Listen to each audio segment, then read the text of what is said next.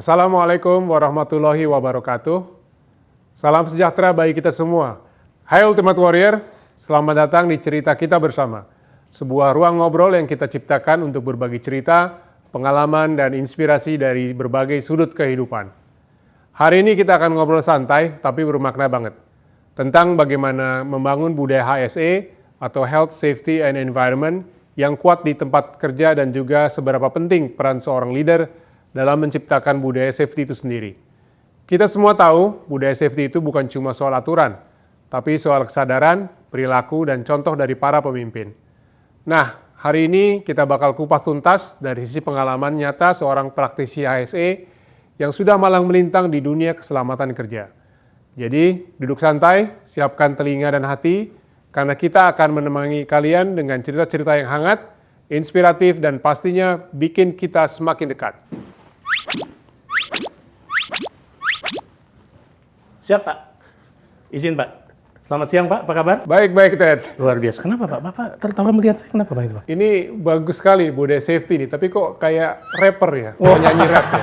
Keren ya Pak ya? Bling-blingnya gitu ya. Iya. Pak, izin. Saya boleh ikut duduk dulu Pak? Nanti Ya, saya jelaskan silakan, kenapa saya pakai ini nih Pak. Silakan. Waduh, luar biasa. Tapi sebelumnya saya boleh minta tepuk tangannya dulu guys. Pak, tepuk tangannya. Pak, jadi izin Pak, saya tuh habis dari site Pak. Iya. Makanya ini karena safety itu penting, saya udah pakai helmet, safety helmet. Ini pakai glove juga, pakai safety shoes juga Pak. Iya. Gimana Pak penampilan saya? Nah ini udah bagus banget nih. Ini benar-benar safety, namanya APD yang dipakai. Jadi sudah bagus safety-nya. Tapi sekarang kayaknya kita mendingan dengerin deh dari expert narasumber mengenai di bidang ini. Oh ada expertnya Iya, Pak? panggil. Bapak tolong nggak panggil. percaya sama saya? Saya bisa jelasin apa ini? Oh jangan. Menyesatkan Ini ya Pak? Anda sebagai rap, tahu rap? Oh, rapper maksudnya? Bukan, ngerepotin. Loh, kok gitu? Aduh guys, tepuk tangan bagi guys. Wah, luar biasa Pak. Oke, tolong. Baik kalau gitu Pak, izin. Saya akan segera jemput mereka. Iya. Mau saya yang jemput atau Bapak yang jemput? Silakan jemput. Jangan dong, masa Bapak, saya aja Pak. Permisi ya Pak. Iya. Izin Pak, saya sudah membawa dua narasumber hebat kita nih. Kasih tepuk tangan dulu dong, silakan. Silakan, mangga. Aduh, Apa kabar, Kang Ben? Baik. Farid, apa kabar? Bang Paiman. Bang Teh. apa kabar? Bang Teh. Kang, kumaha dah, Mang? Alhamdulillah. Wah, sama-sama dari Bogor, Pak. Oh, dari Bogor. Iya. Ini jauh dari Bogor ya? Yes. Tapi beda ya? Baik, Pak, izin nih sudah hadir dua narasumber kita Oke. yang sangat expert. Silakan, Pak. Ya. Gimana tadi perjalanannya aman ke sininya? Alhamdulillah Pak Iman, Alhamdulillah. lancar, masih tanggal muda, jadi Jadi masih aman. masih aman. Ruangan masih lancar ya? Makasih. Oke. Mungkin saya tanya ke Farid dulu ya, Farid. Ini di CKB ini yang namanya safety ini kan kita terus kampanyekan ya. Mungkin bisa cerita sedikit perkembangan HSE di CKB sampai sekarang ini gimana? Ya, Pak Iman. Jadi di CKB kita tuh saat ini alhamdulillahnya tuh kita udah cukup baik lah ya secara implementasi IC-nya. Di tahun ini kita juga baru dapat beberapa penghargaan kemarin, termasuk penghargaan Zero Incident dari Disnaker. Di CKB juga kita telah tersertifikasi juga untuk sistem manajemennya. Jadi dari ISO 45001, 9001, 14001 dan juga dari SMK 3. Namun memang juga masih ada ruang untuk perbaikan, room for improvement-nya. Jadi dari hasil assessment-nya kita juga di internal itu tuh kita melakukan safety maturity level untuk pengukuran tingkat kematangan lah untuk implementasi safety. Nah itu masih di level proaktif. Sudah cukup baik sebenarnya. Cuman ya targetnya kita ingin terus bertumbuh nih Pak Iman supaya sampai ke level generatif atau resilient. Mungkin kurang lebih kayak gitu gambaran kita di dewasa ini nih Pak Iman. Ya terima kasih. Jadi emang mungkin buat Kang Ben gitu ya di CKB ini safety ini hal yang sangat serius. Ya, jadi kita mau memastikan safety ini ya kita tahu bersama gitu ya. Itu kan mindset ya. Dan memang yang mulai dari mindset sehingga akhirnya jadi habit dan akhirnya jadi budaya secara keseluruhan gitu ya. Nah, dan itu nggak gampang tuh gitu ya untuk mindset apa yang namanya mindset itu gitu ya. Kalau yang biasanya tidak terbiasa dengan apa ya budaya safety. Ingat dulu lah waktu kita dulu naik motor itu kan orang pakai helmnya susah banget ya. Betul. Ya, sampai pakai ember segala macam gitu. Ada ya Pak yang pakai emblem? Ada yang LPG sekarang bentuknya helmnya. LPG ya. Gitu ya. Kreatif sekarang Pak Iman. Padahal Teko ya. Teko ada teko. iya. teko ada. Padahal jelas-jelas antara kepala sama aspal tuh kerasan aspal ya. Betul, Jadi Pak. kalau sampai jatuh tuh pasti nggak mungkin aja kepala nggak kena gitu ya. Siap. Tapi itu nggak ini karena nggak ada budaya, nggak ada mindset itu gitu loh. Jadi dari itu penerapannya bertahun-tahun sampai akhirnya bisa terlaksana itu juga ya alhamdulillah sekarang sudah lebih baik gitu ya. Tapi masih aja tuh yang lewat tuh kadang-kadang nggak cuman ke warung kok nggak pakai helm gitu ya. Padahal dari jarak dari rumah ke warung tuh bisa aja terjadi gitu ya kecelakaan gitu ya. Siapa yang tahu gitu kan. Betul, Pak. Jadi memang kita mau memastikan safety ini dimulai dari mindset, kemudian jadi habit, kemudian akhirnya menjadi satu budaya gitu ya. Ada Proses pertanyaan? siapa tadi ya, jadi butuh proses yang lumayan panjang. Tapi sebelumnya saya ingin mengucapkan selamat datang untuk dua narasumber kita. Mungkin perkenalan dulu Pak nih, Iya. supaya kan ada pepatah mengatakan tak kenal maka tak pinjam uang biasanya. Jadi jangan terlalu dekat lah, mendingan nggak usah kenal daripada pinjam uang. Oke kalau gitu. Yang pertama dari CKB ada Mas Farid. Ya, Ya. salam kenal Bang Ted, saya Farid. Apa kabar, Bang? Oh iya baik, Ada kali alhamdulillah. kita bersama ini. Kalau tak kenal maka tak pinjam, ada tak kenal maka tak aruf juga katanya itu. Bener juga ya. Iya, Oke. Bang Ted. Tapi sebelumnya kalau saya boleh nggak tahu nih, kalau boleh saya tahu dong. Kalau Mas Farid ini di bagian apa Mas? Lebih lengkap. Mungkin yang nonton juga Pak, mungkin ada Iya. yang tidak terlalu familiar. Jadi di CKB saya kebetulan di divisi HSE-nya, Bang Ted, HSE-nya. Bang Teddy. Jadi membawahi untuk beberapa HSE di area-area kita, di area-area operasional di Jadi Mas CKB. itu membawahi, Iya. sombong sekali. Enggak biasa aja Bang Ted. Memang menjelaskan ya. tanggung jawabnya justru semakin besar ya. Iya, baik. Selamat datang Mas Farid. Luar biasa, tepuk tangan untuk Mas Farid. Iya, thank you Bang Ted. Ya, nun salajengna supados yang kolong kana waktos ya. Nah, itu di sami sareng abdi dari Tanah Pasundan. Siap. Tepatnya dari Bogor. Ada Kang Ben. Tepuk tangan buat Kang Terima Ben. terima kasih. Baik, assalamualaikum warahmatullahi wabarakatuh. Sampurasun semua. Kang Bes. Ya, jadi saya ini lahir tahun 75. Ya. Jadi kebetulan sudah mengkerut-kerut ya. Awal masuk kerja itu tahun 96 itu sudah nyemplung langsung ke HSE. Oh, langsung ke ASN. Jadi kalau dibilang sih sudah 25 tahun ya di HSE. Jadi dari dunia manufacturing, kemudian tambang juga pernah Pak Iman. Oke. Kemudian di oil and gas juga pernah. Kayaknya sopir taksi juga dulu pernah Pak di Gresik ya kan. macem, Pak. Segala macam dan sampai hari ini saya mendeklarasikan diri sebagai QHSE entusias. Wah, apa itu? Jadi penggemar. Jadi topik-topik QHSE selalu menjadi bahan untuk saya ulik. Kalau memang ada hal yang bisa saya bagikan, sharing ke teman-teman ya, saya coba sharingkan. Termasuk si Mas yang satu ini nih.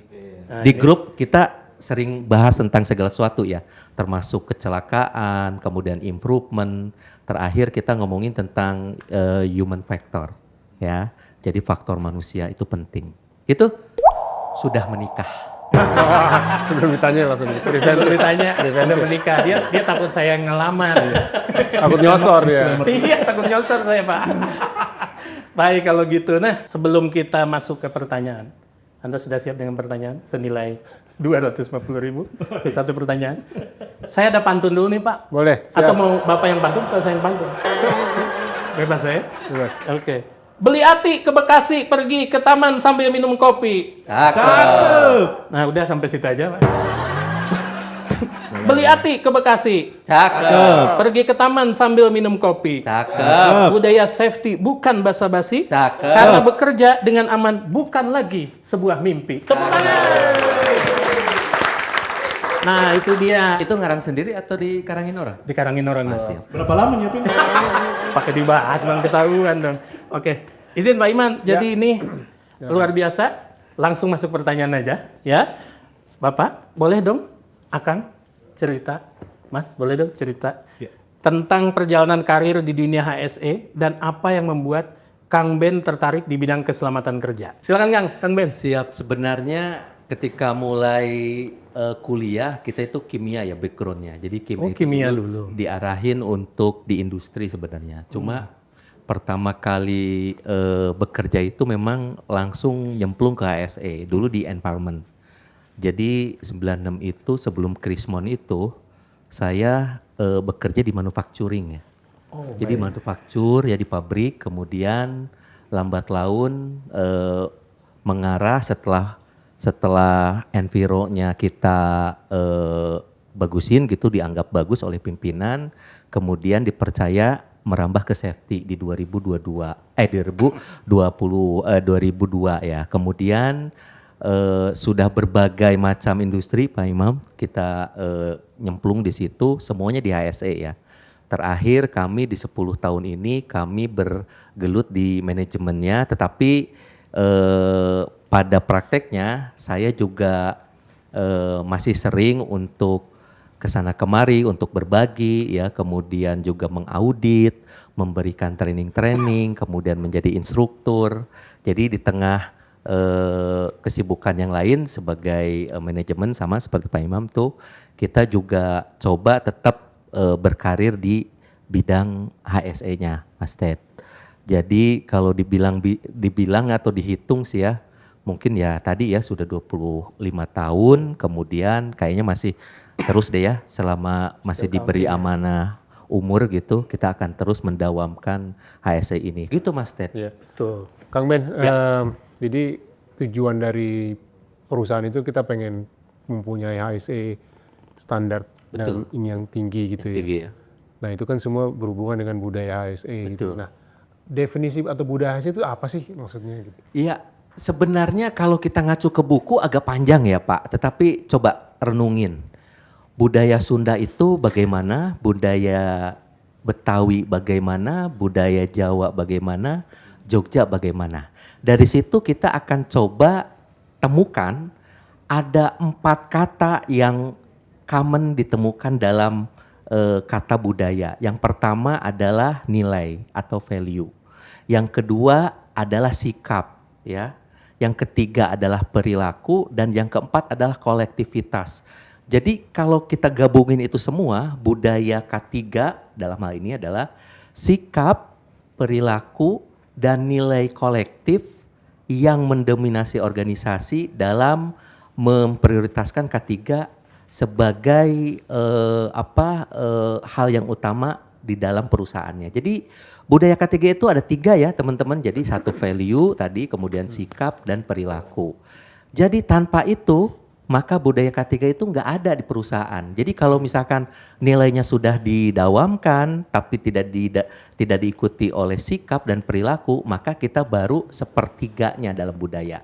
Makanya teman-teman, budaya itu tidak langsung ujuk-ujuk kebentuk memang, tapi coba dilihat apakah kita sudah punya nilai, kemudian kita sudah bersikap, kemudian apakah kita sudah berperilaku berdasarkan nilai-nilai yang tadi sudah ditetapkan di awal. Jadi teman-teman dalam hidup pun sama, kita harus punya nilai, harus punya budaya, harus punya sikap, dan harus punya perilaku.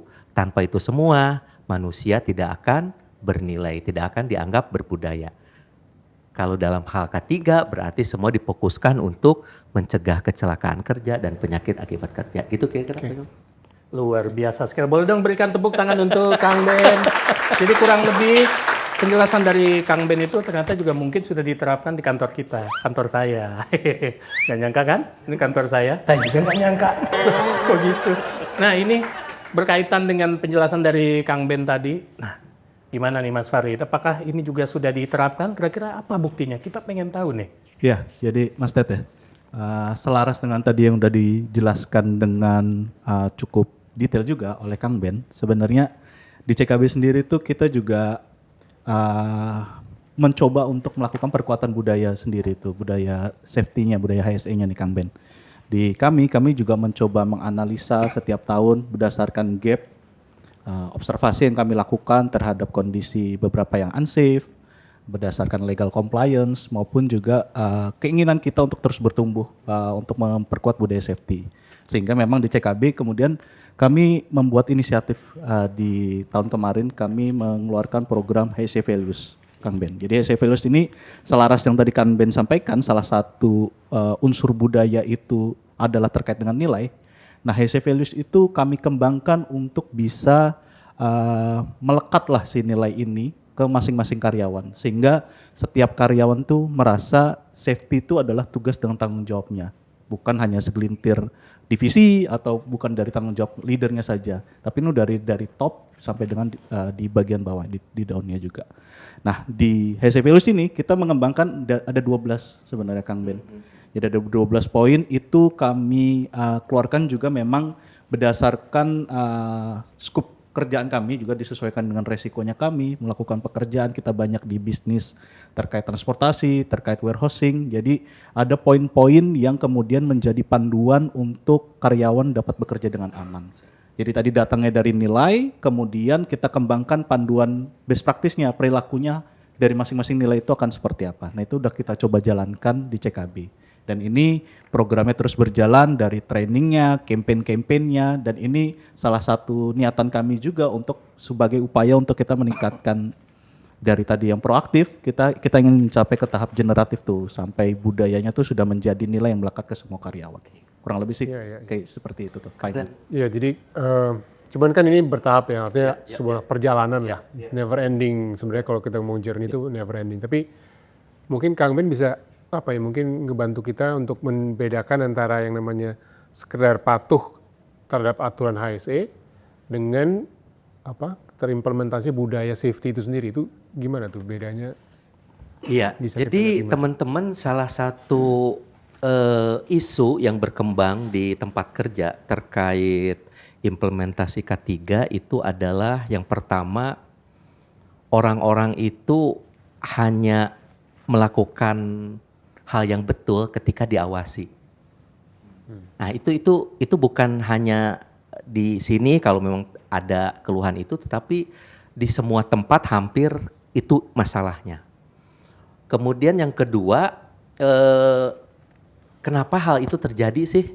Orang hanya taat gitu ketika ada yang ngawasin dan seterusnya. Nah itulah kenapa budaya safety dengan kepatuhan itu berbeda, tetapi ini berkorelasi banget nih Pak. Jadi dasarnya budaya safety itu salah satunya pilarnya itu adalah kepatuhan. Kepatuhan atau compliance. Jadi tanpa compliance atau kepatuhan menjadi dasar, maka budaya safety di atasnya itu menjadi rapuh. Kalau kita lihat, kalau sudah perusahaan berbudaya safety, kita coba bayangin sebuah rumah yang atapnya sangat kuat, berdiri di atas dinding-dinding atau tiang-tiang yang kuat pula. Nah, dasarnya itu adalah salah satunya adalah kepatuhan. Nah, kepatuhan dengan budaya itu saya pikir tidak usah dikontradiktifkan ya, jadi tidak usah dibenturkan. Justru pupuk kepatuhan itu menjadi bagian dari budaya safety-nya sendiri. Jadi kepatuhan sekali lagi biasanya berkaitan dengan pengawasan. Orang akan patuh kalau ada pengawasan, tetapi tidak patuh kalau tidak ada yang mengawasi. Sedangkan budaya safety itu merupakan embedded atau template atau default ketika dia bangun tidur, dia sudah mulai mengimplementasikan K3. Ketika dia berangkat kerja, dia juga mengimplementasikan K3. Terus begitu dari mulai bangun tidur sampai dia kembali ke rumah dan tidur lagi. Gitu kira-kira Pak. Oke, bagus banget tuh Kang Ben. Tapi kalau dari pengalaman Kang Ben, tantangan terbesar untuk implementasi budaya di suatu perusahaan itu apa ya? Iya, jadi begini teman-teman, dalam hidup itu memulai itu sangat berat. Apapun, memulai diet kayak saya itu berat. Tetapi mempertahankan atau konsistensi itu lebih berat. Itu yang pertama ya. Tapi ada yang lebih basic. Ketika memulai itu, apa yang berat Pak? Itu adalah tadi yang Pak Imam sudah katakan, mindset. Jadi menerapkan budaya K3 itu salah satu yang harus digedor atau didobrak itu atau dicuci bersih itu adalah mindset Pak. Dan itu bukan hal yang mudah. Mindset itu akan timbul dorongannya cuma dari 3 hal saja Pak. Yang pertama harus ada role model. Makanya leader di berbagai level itu harus menjadi subjek pertama dan utama ketika dia akan mengimplementasikan budaya K3 Pak. Jadi leader-leader di setiap tahapan atau level itu kita harus bongkar mindsetnya bahwa K3 adalah utama. Ya. Kemudian yang kedua, di samping role model, dia harus menjadi fasilitator Pak. Leader itu harus menjadi fasilitator. Tanpa itu, dia akan ditinggal anak buahnya. Jadi pasti leadernya itu, pimpinannya itu tidak solusi bagi mereka dalam menjalankan K3. Leader gua aja ketika kita kasihin ide nolak ya. Apalagi pimpinan kita yang tertinggi. Jadi leader di level ini itu cerminan sebenarnya kepanjangan tangan dari para CEO atau BOD atau BOC ya. Jadi saya pikir leader di setiap lini baik itu tim leader, foreman, kepala seksi, kepala departemen dan seterusnya itu harus punya mindset yang sama. Karena budaya safety itu teman-teman tadi adalah nilai, sikap dan perilaku kolektif. Jadi tidak satu dua Pak, tapi kolektif. Jadi bersama-sama mewujudkan hal yang sama. Nah kalau di CKB misalkan objektifnya yang samanya misalkan mencegah kecelakaan kerja atau penyakit akibat kerja misalkan 10% dari tahun lalu, itu adalah objektif yang harus dikejar semua. Tidak hanya bagian HSE tetapi procurement bagaimana, HRD bagaimana, finance juga harus Pak. Biasanya begitu. Jadi teman-teman dua hal yang di tahap awal itu susah adalah merubah mindset ya. Dan yang kedua adalah nanti sambil berjalan itu adalah konsistensi. Konsistensi itu penting Pak dalam bidang apapun. Boleh jadi di awalnya berat tetapi konsistensi keajegan itu lebih berat lagi. Itulah sebabnya seorang leader Pak dia harus juga fokus tidak hanya ke objektif tetapi juga fokus pada proses. Karena di proses itulah orang akan balik kanan, putar balik karena nggak sabar. Jadi teman-teman Pak, banyak di tempat kerja itu yang nerapin lagging. Lagging itu adalah indikator ya, indikator keselamatan kerja, angka kecelakaannya berapa, kemudian severity-nya berapa. Kemudian ditopang oleh program-program yang kita bilang Leading indikatornya lah. Leading indicator. Cuma kita sering lupa nih Pak Imam bahwa leading itu berkorelasi terhadap lagging. Jadi kadang di tempat kita itu Pak Imam makin banyak leadingnya makin keren. Tapi kita nggak nyadar leading yang mana yang signifikan impactful kepada lagging. Itulah sebabnya Pak satu step lagi di samping mindset kemudian konsistensi adalah perbaikan berkelanjutan. Gitu kira-kira Pak. Ya, terima kasih, terima kasih. Yes, luar biasa sekali ya. Bagus. Boleh minta tepuk tangannya dong, mana tepuk tangannya? Oke. Ada ininya, vibra ya. Ada vibranya dong. Sekali lagi? Oh enggak usah ya. Aduh, ini luar biasa ya. Jadi, wah saya cakep juga sih di kamera ya ternyata ya. Nah orang Indonesia itu kan Pak Iman, Kang Ben dan juga Mas Farid. Farid. Oh belum ganti namanya ya? Oh, belum. Nah ini kan terkenal suka ngeyel tuh. Terkenal kalau dikasih aturan tuh agak susah gitu. Ini terkait dengan budaya HSE di perusahaan. Ada pengalaman nggak tuh? Mungkin di luar negeri menghadapi beberapa tipikal orang yang sulit sekali untuk diberikan arahan mengenai safety. Jadi mungkin saya ngasih point of view dulu lah gitu ya, Boleh. Mas Teddy ya. Jadi tadi mungkin yang udah disampaikan oleh Kang Ben itu keywordnya udah muncul tuh relevan sekali juga kebetulan Kang Ben. Jadi memang permasalahannya itu terkait dengan memulai oke, kita udah starting juga konsistensi. Challenge-nya memang juga kalau di kita, di kami tuh areanya tuh sebarannya cukup luas gitu Kang Ben. Dari ujung Aceh sana sampai dengan ke ujung Papua gitu. Selalu ada di masing-masing titik tuh ada tempat lokasi kerjanya kami. Jadi memang memastikan awareness-nya itu tuh sama, itu jadi challenge-nya di kami dan itu yang sedang kita upayakan terus lah untuk mengisi awareness pemahamannya karyawan kita terhadap pentingnya memastikan keselamatan kerja terjaga di masing-masing lokasi kerja. Nah, di sisi lain juga memang ya pendekatannya kami pun juga lakukan kombinasi. Jadi memang sesuai dengan Pak Kang Ben tadi sampaikan, pendekatannya memang tidak boleh hanya top down saja, tapi juga bottom up juga gitu. Jadi kombinasi dari atas ke bawah dan kemudian juga dari sisi karyawan yang di lapangan pun juga melakukan upaya partisipasinya juga.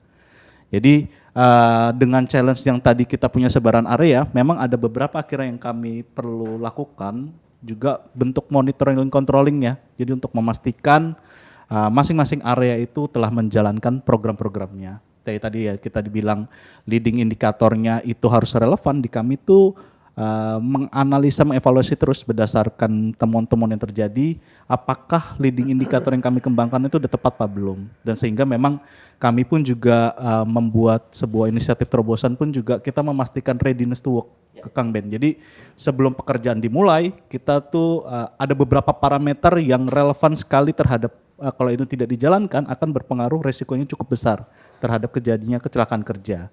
Nah ini baik itu di kegiatan transportasi maupun di warehouse. Nah ini kami jalankan tuh ada beberapa parameter seperti pelaksanaan P2H untuk kendaraan kalau di transport, pengecekan kesehatan fit to work, kemudian memastikan keselamatan kargonya, loading and lastingnya, kemudian journey manajemennya, serta kompetensi dari si drivernya itu juga di karyawan kami. Nah itu juga selaras juga dilakukan di warehouse juga. Jadi memang untuk menjaga tadi, memastikan si budayanya ini bisa berjalan, ada beberapa lah terobosan yang kami lakukan untuk bisa memaintain itu sih sebenarnya Mas Teddy. Tadi tambahan lah point of view untuk challenge yang coba kami lakukan evaluasi juga refleksi di tempat kerja kita juga nih Mas Teddy. Nah tadi kalau pengalaman yang di luaran sana malah saya tertarik nih kalau mendapatkan cerita-ceritanya Kang Ben nih, kalau di luar gimana? Kebetulan profesi saya itu ya mulai dulu jadi petugas HSE Pak di tempat kerja, juga sebagai auditor, udah juga sebagai inspektor dan seterusnya ya, bahkan jadi investigator KNKT juga Pak kami lakonin ya. Jadi dulu saya pernah mengaudit di beberapa tempat di site Pak, site pertambangan gitu. Jadi ada orang yang sedang bekerja di ketinggian dan kebetulan waktu itu yang mendampingi kami juga pimpinan perusahaannya. Dan ketika menemukan itu, kalau auditor kan Pak, ketika menemukan itu sesuai kriteria itu bisa kita nyatakan bahwa itu suatu yang major finding ya. Tapi hebatnya si manajemennya Pak datang ke sana menegur tidak pakai marah-marah. Artinya ada empati Pak, memanusiakan orang. Kebayang ya kalau menegakkan safety dengan mempermalukan orang itu bagaimana gitu.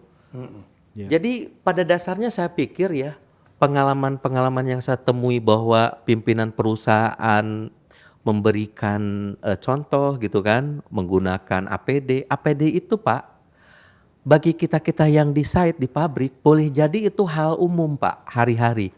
Bagi seorang CEO yang sering adanya di kantor, maaf ya Pak ya, di kantor, bergaulnya mungkin dengan high class level gitu ya, menggunakan APD itu suatu siksaan tersendiri. Waduh. Ya, jadi kalau seorang manajemen datang ke site dengan dia mau menggunakan APD komplit, bayangin Pak, sebenarnya itu mereka tersiksa Pak, karena saya ngalamin Pak, dan itu bentuk komitmen, salah satu komitmen dari manajemen Pak. Jadi kalau di level karyawannya itu mereka menggunakan APD ya hari-hari lah ya. Tapi kalau seorang CEO pejabat penting gitu datang gitu dan mau mengenakan APD, tertib berjalan gitu kan, dia mau mengikuti seluruh protokoler yang ditetapkan oleh HSE, itu hebat Pak. Bayangin seorang CEO datang ke site dengan sangat manusiawi, dengan sangat adabnya dia meminta karyawannya yang tadi naik di ketinggian itu turun dan mengenakan terlebih dahulu APD-nya. Kalau saya mungkin Pak udah, turun lu gitu ya. Beliau enggak Pak. Jadi maaf Pak Beni, karena saya auditor waktu itu, maaf Pak Beni, saya coba akan ini. Dia datang gak marah-marah Pak. Dan karyawannya gak tahu bahwa itu CEO perusahaannya Pak. Dan karena CEO-nya menegur dengan sangat manusiawi, adab, sopan gitu, dianya malu sendiri tanpa tahu bahwa yang menegurnya itu seorang CEO Pak. Dan harusnya kita seorang safety harusnya begitu Pak. Gitu kira-kira Pak. Oke. Nah ini menarik nih Pak. Ini kalau misalnya yang negornya security gimana? Ayo. Kalau negor security, kalau lu nggak kerja sekarang, HRD dipanggil. Sama satu lagi nih, saya jadi pengen tanya. Tadi kan katanya kalau misalnya di site kan itu udah kayak budaya mereka sehari-hari itu. Ya budaya dan harus dipakai juga kan. Betul. Jadi udah terbiasa gitu. Katanya kalau yang CEO atas-atasnya, apakah betul Pak? Bapak merasa tersiksa kalau pakai APD Pak? Ini pertanyaan loh Pak, ini serius saya. Saya jadi pengen tahu nih. Saya pribadi sih enggak Pak. Oh enggak. Tambahin saja. Enggak kan Enggak, sebenarnya? kalau saya pribadi enggak. Siap, Jadi siap. saya juga disuka apa kalau olahraga tuh suka apa downhill. Ya, ya, ya. Ya, sepeda downhill itu juga pakai APD, Pak. pakai helm semua Siap, siap. lengkap semua. Jadi buat saya pakai helm itu sih oke lah. Oke ya Pak, tingkat kegantengan naik ya Pak. Berapa persen ya Pak? Udah Presentasi naik lah, presentasi naik. ganteng. Iya udah ganteng makin ganteng. Kalau saya Ya. ngaruh kayaknya Pak pakai ya. Ya, Luar betul. biasa. Pakai kacamata selam gitu juga. Macam-macam soalnya. Bapak mau Pak? Saya ada sih sepatunya. Warna apa? Ada yang warna Macam-macam. Bapak butuhnya warna apa? tergantung hari ini kayaknya. Tergantung hari ya. Tapi tembus pandang gitu ya. Kenapa Pak? Tembus pandang Saya kacamata. bisa melihat daleman Pak. Nah saya jadi bisa lihat nih sekarang. Kalau nggak tembus berkacamata namanya. Aduh. Baik, baik. Ya, Oke. ya. Betul. Tadi Kang Ben menarik, jadi peran seorang pimpinan itu sangat penting ya. Ya. Jadi seberapa krusial kalau dalam hal penerapan budaya safety itu peranan seorang pimpinan? Iya, jadi peran dari seorang leader atau pemimpin ya, baik itu kepala departemen, section head sampai ke CEO, itu adalah mutlak Pak ketika budaya safety mau diterapkan. Penempatan leader dalam hal ini itu penting Pak. Misalkan ketika sertifikasi SMK 3, kehadiran seorang pemimpin pada opening meeting Pak, itu berdampak Pak. Karena apa? Karena seluruh level akan merasakan hadirnya pimpinan yang memberikan dorongan. Bayangin opening meeting dalam SMK 3 itu tidak dihadiri oleh pimpinannya, itu yang pertama. Yang kedua, ketika ada kasus misalkan kejadian tidak enak, dalam AK3 namanya insiden Pak. Kalau sudah jadi kerugian namanya eksiden. Nah, ketika investigasi itu pimpinannya datang dan dia ngomong begini. Bayangin ya, teman-teman bisa ngebayangin nih. Kamu investigasi, jangan ditutup-tutupi. Saya nggak mau ada yang ditutup-tutupi. Seluruh laporan harus clear dan jujur. Apapun resikonya, saya tanggung jawab. Cakep nggak itu? Seluruh warga itu kan, wah bagus nih pimpinan. Peran leader dalam budaya K3 itu mutlak Pak. Kemudian pada tahap awal, budaya safety harus didorong dari atas Pak.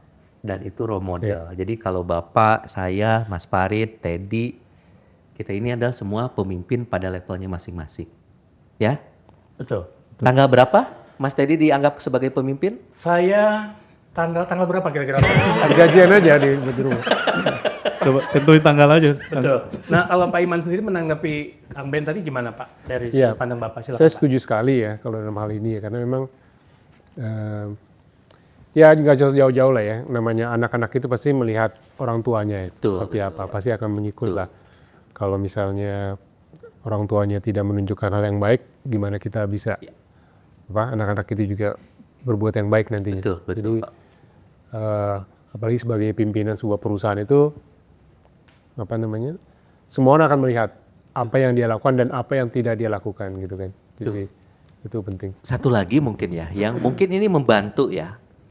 Jadi banyak hal-hal kecil Pak yang dilakukan pemimpin itu, tapi itu bermakna bagi orang yang dipimpinnya. Contoh, misal ya, dia mengapresiasi apa yang dilakukan anak buahnya, sekecil apapun. Jadi kalau ketemu anak buah atau subordinat, ya, misal gini aja, misalkan, gimana kabarnya anakmu? Baik? Itu keinget sama karyawan bahwa yang nanyain itu adalah CEO-nya atau kepala departemennya atau GM-nya. Dia akan, GM gue kok nanyain anak gue ya.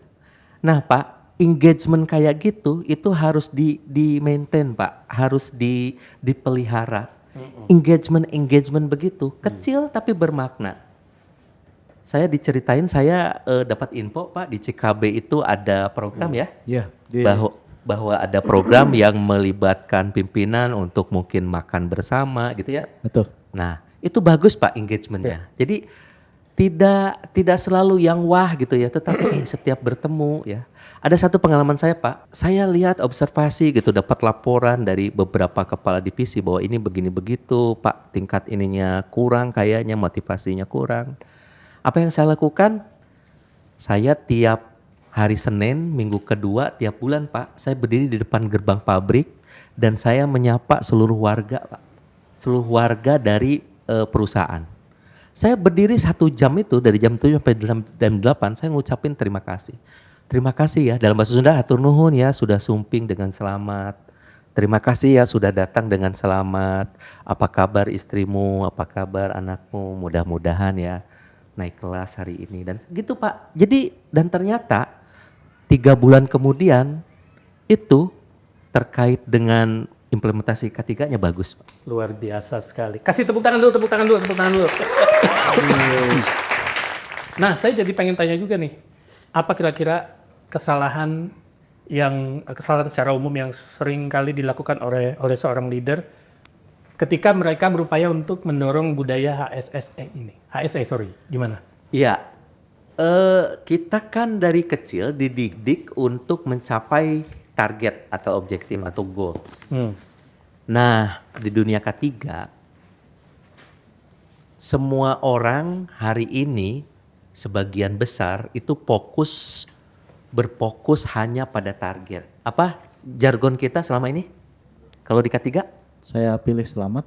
Saya pilih selamat, itu bagus. Ya. Ada yang pakai 0, 0, apa? accident. Zero accident. Ya.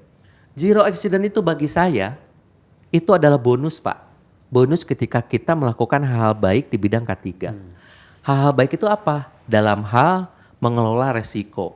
Jadi zero accident itu merupakan hasil dari apa yang kita perjuangin di proses. Prosesnya apa? Mengelola resiko. Makanya Pak, kalau Bapak dan Ibu-ibu semua ya warga CKB ini, kalau kita lihat pernyataan Pak Menteri Tenaga Kerja ya Shirley, beliau bilang gini, kita itu terjebak pada jargon zero accident. Harusnya fokus ke proses. Nah jadi Pak, salah satu bukan kesalahan tetapi kelemahan kita adalah kita terlalu fokus pada mereduksi ke 0. Kita tidak fokus pada proses mengelola resiko. Saya ingin coba bertanya ya kepada teman-teman. Seberapa sering teman-teman mengevaluasi mana resiko yang sudah bisa diturunkan dari level merah ke yellow lalu ke hijau? Seberapa berhasil program Bapak dalam menurunkan resiko? Bukan hasil akhirnya. Hasil akhir itu akan menjadi bonus, dampak ya Mas Teddy, Pak. Kalau kita konsisten pada proses. Kalau konsisten aja pada proses, insya Allah Pak, zero accident itu akan menjadi bonus kita. So Pak, tugas leader adalah mengarahkan. Selama kita memberikan arahan betul dan disertai dengan memberikan contoh Pak, anak-anak, semua warga CKB atau semua warga yang ada di tempat kerja itu akan sama-sama Pak mendorong budaya ketiga. Jadi saya lebih senang bukan kesalahan, tetapi itu adalah hal yang perlu diimprove bahwa objektif harus dicapai, tetapi kita jangan terlalu fokus ke sana mencurahkan, tetapi kita fokus kepada proses. Saya setuju Pak, karena kalau itu jadi target, misalnya fokus ke semua ke sana, nanti bisa segala cara juga dilakukan. Betul Pak. Malah jadi Dan tidak Bapak ini transparan. akan menjadi beban Pak nih. Bagian PS itu biasanya begitu Pak. Ya. Ya kan? Itu setuju saya. Ya. Setuju. Ya alhamdulillahnya kita di CKB itu bentuk komitmen dari manajemennya itu udah memberikan dukungan penuhnya. Nah, Sangat itu baik, dia. Ben. Betul. Kang Ben. Jadi persepsinya juga sudah banyak untuk melihat dari ada nggak kemungkinan akan terjadi resiko terjadi kecelakaan kerja Betul, gitu di betul, awal betul. gitu. Jadi statistik one thing gitu maksudnya gitu. Cuman memang fokusnya bagaimana upaya preventifnya di depan gitu nih. Iya, iya. Itu yang kita coba lakukan dan itu Saya didukung. pikir ya, beliau sedang menginduksi kita semua, ya. Ini jarang loh, Mas Teddy. Jarang, betul. Iya, jarang. Saya aja jarang. Ya jadi teman-teman, jadi ketiga itu kita harus maknai Pak, seluruh ikhtiar baik dalam mengelola resiko untuk mencapai menurunnya kecelakaan kerja dan penyakit akibat kerja. Jadi seluruh ikhtiar baik. Orang security mengecek setiap orang yang masuk, identitasnya, itu bagian dari itu Pak. Jadi semua orang dalam K3 itu bisa berpartisipasi Pak. Berarti saya sebagai security peranan saya udah benar dong. Betul Pak. Tepuk tangan buat saya. Nah, Kang Ben sekalian nih, Kalau leader itu kan tadi sangat kritikal ya sebagai role model gitu ya.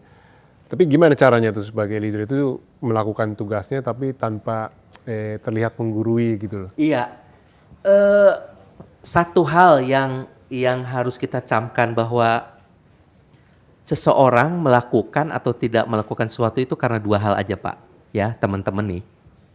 Dalam hidup ya, termasuk nanti dalam K3. Seseorang melakukan atau tidak melakukan sesuatu itu karena dua hal saja. Yang pertama adalah interest, kepentingan. Ada nggak kepentingan dia di situ? Kalau dia ada punya kepentingan di situ Pak, dia akan melakukan apa yang seharusnya dilakukan. Atau dia tidak melakukan apa yang tidak seharusnya dilakukan. Yang kedua adalah dia melakukan atau tidak melakukan sesuatu itu karena prioritas. Nah, seorang pemimpin Pak atau leader dalam hal ini harus membuat salah satu atau dua-duanya ada dalam diri seseorang atau ada dalam diri orang yang dipimpinnya. Jadi tanpa menggurui itu coba kita dorong mereka apakah APD itu berguna bagi dia. Kalau berguna Pak tanpa digurui pun bisa. Yang kedua apakah prioritas bisa. Jadi saya pikir leader ketika meminta seseorang untuk mengikuti apa yang dimaui oleh keselamatan kerja Pak.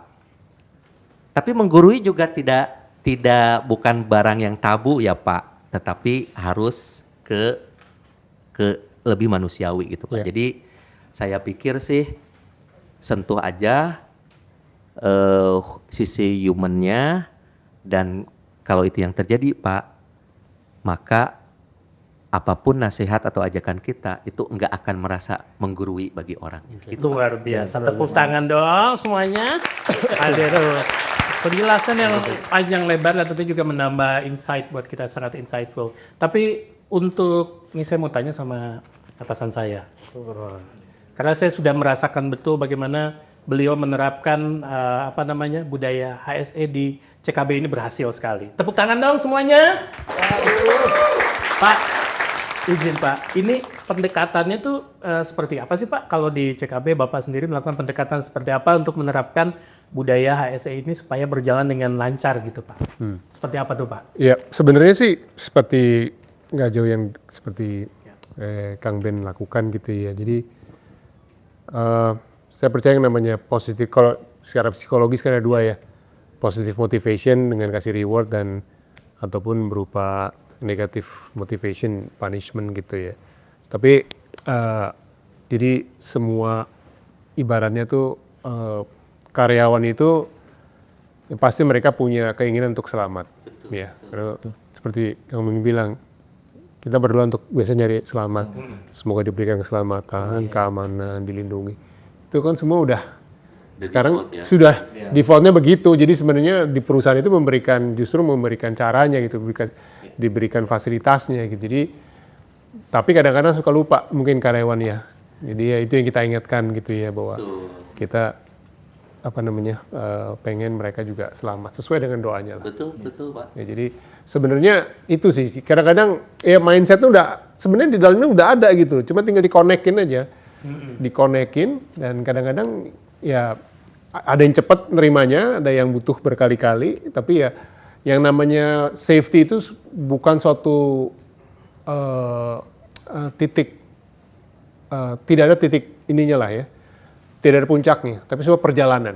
Karena nggak akan, apapun yang kita lakukan, itu namanya safety itu harus selalu dalam benak gitu ya. Nggak akan berhenti, there's no finish line lah kalau dari safety itu. Selalu our journey, selalu perbaiki. Karena situasi, kondisi kan selalu berubah. Betul. Gitu ya. Itu sih. Ya, dan ngomongin soal perubahan nih, Mas Farid, Kang Ben, Pak Iman. Itu kan sekarang udah era digital nih. Digitalisasi kan. Nah CKB ini sekarang menyikapinya seperti apa tuh Pak Iman? Nanti bikin Farid yang bisa cerita. Jadi terkait dengan saat ini kita udah menuju digitalisasi di CKB sendiri, Mas Teddy, kita udah berjalan nih, udah beberapa implementasi improvement untuk proses digitalisasi terkait dengan improvement yang ada di HSE dan safety khususnya gitu ya.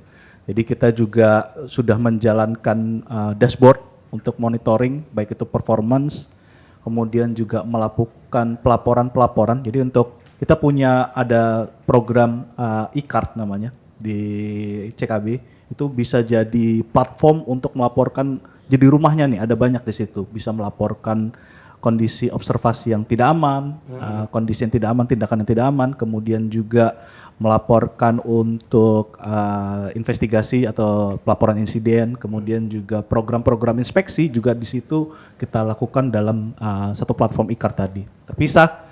Tadi juga sempat saya mention di awal, kami juga ada program readiness to work. Nah itu kita kembangkan by aplikasi gitu. Jadi untuk memudahkan, kita mementingkan untuk layer protection itu sudah dilakukan di awal. Jadi memastikan seluruh pekerjaan itu sudah aman untuk dilakukan. Itu akan di tiap driver atau di tiap di kegiatan transportasi atau di warehouse, sebelum pelaksanaan pekerjaan dia akan ngecek tuh. Apakah dia akan ngisi dari checklist P2H-nya, kemudian fit to work-nya tadi. Kemudian pre-work briefingnya kalau di warehouse, kemudian risk assessment-nya pun juga ada secara online-nya. Itu udah kita kembangkan di situ. Terpisah pun juga ada juga program untuk melaporkan, untuk memonitoring juga. Kadang misalnya kayak ada audit, ada inspeksi, ada temuan, seringkali tuh kalau nggak dimonitor kelewat. Jadi kegiatannya ada, temuannya udah ada, tapi nggak di follow up. Nah kita punya tools juga digitalisasi, kita ada Inspekta itu namanya, programnya itu juga untuk memonitoring corrective preventive action. Inspekta.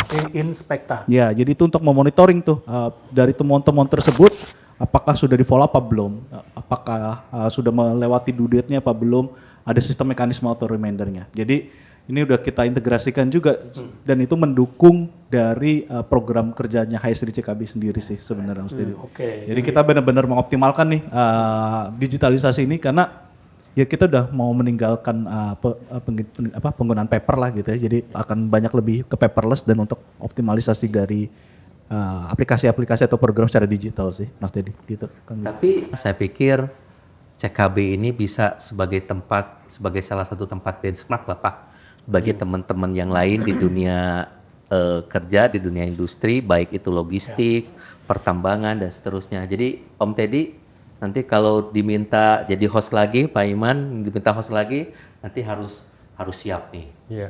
Gitu Siap. Pak Iman. Ya. Terima kasih Kang Benny, Farid. Ya, kasih Jadi, Mas Dedi. luar biasa banget obrolan kita hari ini dari cerita dan pengalaman Pak Benny Cahyadi. Kita jadi belajar bahwa membangun budaya HSE itu bukan hanya soal aturan dan prosedur, tapi soal kepedulian, keteladanan, hati, dan konsistensi dari para leader. Terima kasih banyak sudah berbagi insight dengan kami dan semua warrior safety di luar sana. Semoga episode ini bisa jadi semangat baru buat terus menjaga keselamatan kapanpun dan dimanapun kalian bekerja. Amin. Betul sekali Pak. Jangan lupa juga kita ingatkan untuk seluruh penonton, jangan lupa untuk di like, di komen, di share, di subscribe. Kang Iman sudah Kang Ben sudah? Langsung. Sudah dong. Nanti aja ya. Pak, kalau gitu sebelum kita pamit gimana kalau kita CKB Warrior dulu? Oke dong. Biar semangat. Siap ya, siap ya. Siap semua. CKB Warrior, berani, berjuang, menang! Terima kasih, sampai ketemu lagi di podcast Cerita Kita Bersama berikutnya. Pak Iman terima kasih, Kang Iman terima kasih, Mas Farid terima kasih. Sampai jumpa. Mas Farid.